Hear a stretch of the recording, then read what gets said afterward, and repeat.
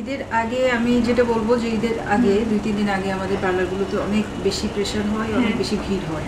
সেই জন্য আমরা যদি কেয়ারফুলি এক সপ্তাহ আগে থেকে তৈরি হই, ঈদের এক সপ্তাহ অথবা 15 দিন আগে থেকে নিজেকে রেডি করতে পারি, যেমন হেয়ার কাট, হেয়ার কালার এগুলো যদি করতে চাই, বা রিবন্ডিং, স্ট্রেটনিং এগুলো যদি করতে চাই, হেয়ার কাটটা বরং একটু আগে কাটলে ঈদ আস্তে আস্তে চুলটা একটা সুন্দর একটা সেট, একটা ভালো পজিশনে আসে, সুন্দর সেট হয়ে বসে।